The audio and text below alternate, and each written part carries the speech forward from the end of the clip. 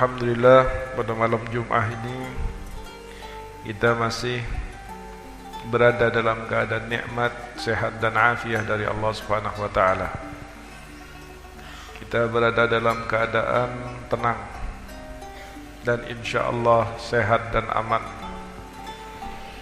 Dan semua ini tidak lepas daripada bimbingan guru-guru kita yang menanamkan di hati kita rasa takut kepada Allah melebihi rasa takut kita kepada selain Allah dari makhluknya. Seandainya manusia takutnya kepada Allah seperti takutnya kepada penyakit, rasa khawatir terhadap akhirat seperti rasa khawatirnya terhadap penyakit, maka niscaya seluruh umat Islam berada dalam keadaan baik. Karena permasalahan yang paling inti dalam hal ini adalah ketakutan manusia terhadap kematian. Takutnya mereka terhadap kematian seringkali disebabkan karena mereka tidak mempersiapkan diri dan yakin bakal sengsara di akhirat. Tidak ada di hari-harinya, tidak ada di malam-malamnya munajat-munajat yang indah dengan dan bersama dengan Allah Subhanahu wa taala. Sehingga jauhnya manusia dari Allah membuat mereka takut untuk bertemu dengan Allah, karena Allah memiliki siksa, karena Allah memiliki neraka. Tetapi jika seandainya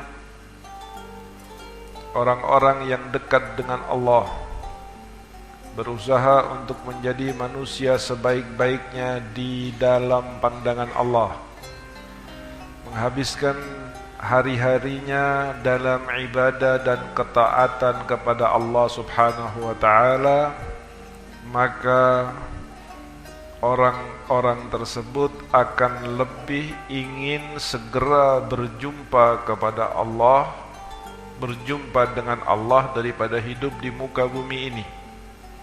Bahkan para salafun saleh mengatakan, andai bukan karena rakaat-rakaat yang bisa kami lakukan di waktu malam hari, maka kami tidak ingin lagi hidup di muka bumi ini. Yang mempertahankan mereka untuk bisa, untuk tenang dan nyaman hidup di muka bumi yang fana ini, hanya munajat-munajat mereka dengan Allah Subhanahu wa taala. Mudah-mudahan kita dijadikan seperti mereka. Oleh karena itu, dalam hal ini banyak orang memandang kondisi yang terjadi sekarang ini dengan cara pandangnya masing-masing. Mereka yang di bidang kedokteran memandang ini sebagai suatu wabah, virus, dan seterusnya. Mereka yang ahli politik, yang hidup setiap hari memikirkan dan berbicara tentang politik, melihat bahwa wabah ini adalah merupakan rekayasa politik dari negara tertentu atau pihak tertentu. Mereka tidak melihat ini sebagai sebuah peringatan musibah dan bala dari Allah. Mengapa demikian? Karena pepatah mengatakan, kullu ina'in bima fihi yamdahu.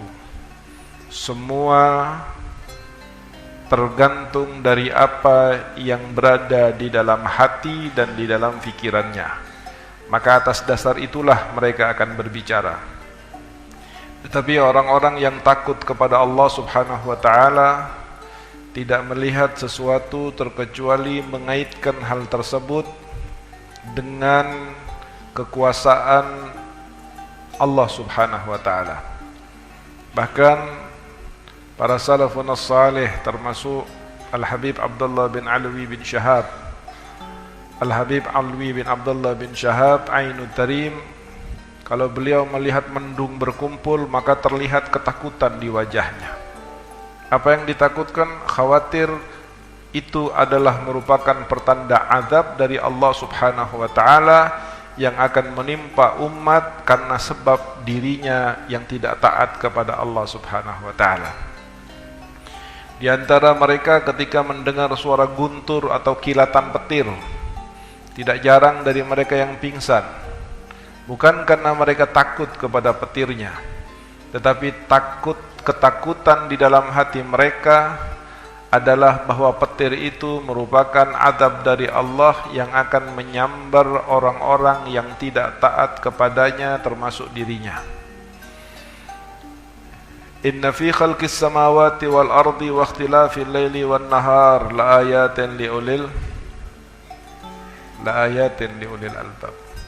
Kejadian yang terjadi, perpindahan siang dan malam dan apa yang menjadi dinamika peristiwanya adalah merupakan sesuatu yang merupakan objek yang menjadi pemikiran dari orang-orang yang memiliki hati.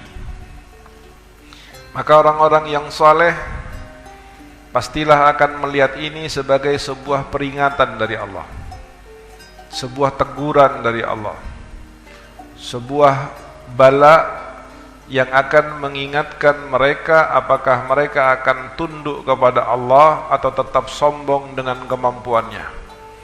Apakah mereka akan kembali kepada Allah atau mereka tetap dengan kemaksiatan dan pelanggarannya.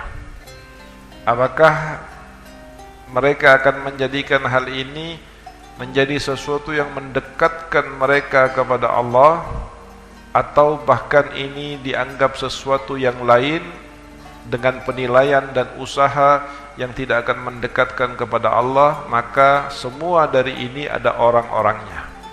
Semua dari pemikiran-pemikiran ini tergantung kepada dasar apa yang menjadi pemikiran dan keyakinannya serta pengetahuan dan apa yang dikerjakan sehari-harinya.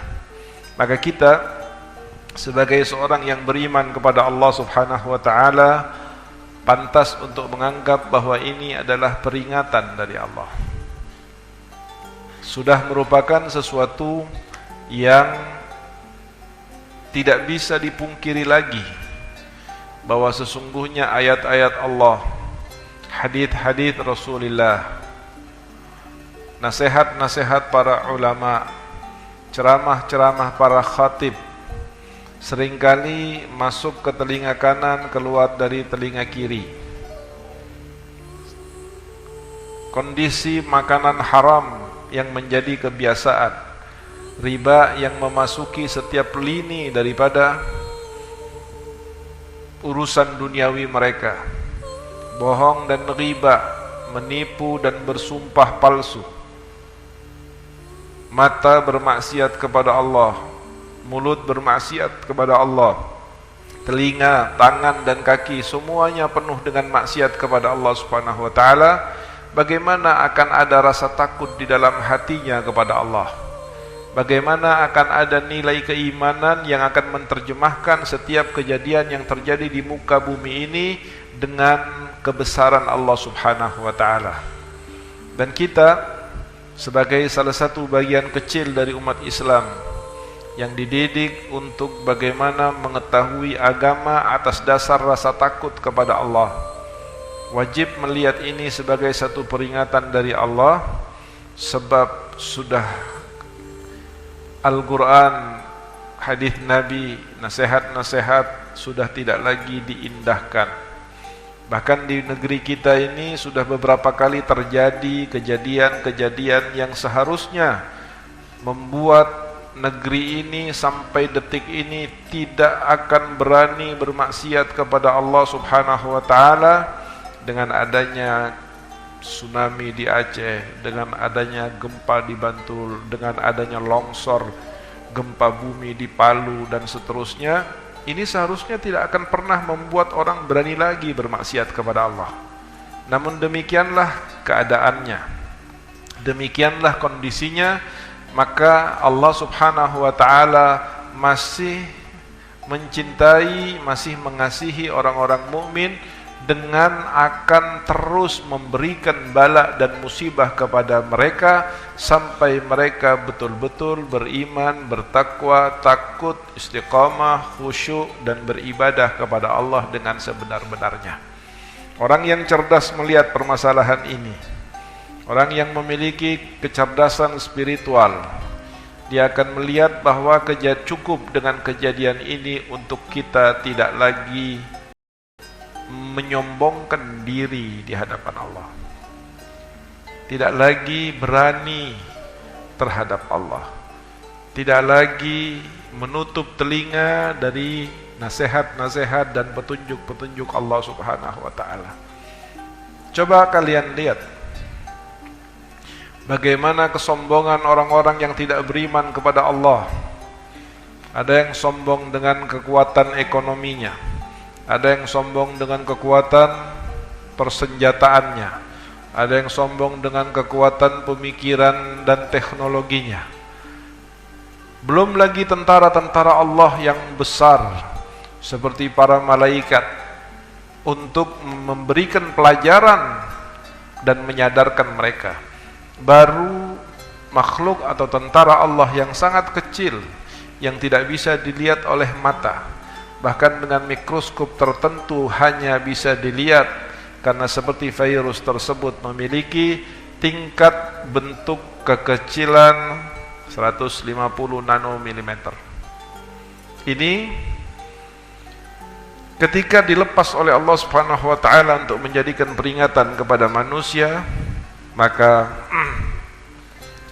mereka yang memiliki senjata, mereka yang memiliki ekonomi, mereka yang memiliki kemampuan, mereka yang memiliki pemikiran menjadi lumpuh, seakan-akan tidak lagi mampu berbuat apapun di hadapan pelajaran dari Allah Subhanahu wa taala. Harusnya ini menjadikan pelajaran buat kita. Innama amruhu idza arada syai'an ay yaqula lahu. Ini virus yang sedang menggemparkan dunia. Siapa yang menentukannya? Siapa yang meletakkannya? Siapa yang menakdirkannya? Allah. Kalau Allah dalam waktu kurang dari 1 hari, kurang dari 1 jam, kurang dari 1 menit akan mencabut dan menghilangkannya, apa bisa? Bisa. Allah sangat sanggup. Lalu kenapa harus mengadu kepada selain Allah? Lalu kenapa harus menjauhi hal-hal yang diperintahkan untuk didekati oleh Allah? Seharusnya dalam hal seperti ini, nilai keimanan yang paling rendah dari seseorang itu akan mengatakan, yang mendatangkan adalah Allah, yang menakdirkan adalah Allah, yang menciptakan adalah Allah, yang maha mampu adalah Allah, mintalah kamu kepada Allah. Jangan sampai membuat takutmu kepada virus ini melebihi takutmu kepada Allah, karena itu adalah kesalahan yang sangat fatal, kebodohan yang sangat nyata, kelemahan iman yang sangat mengkhawatirkan, dan orang-orang seperti ini akan tersiksa setiap hari, akan ketakutan setiap hari. Takut dia kehilangan hartanya, takut kehilangan jabatannya, takut kehilangan nyawanya bahkan, sementara man ahabba liqa Allah ahabballahu.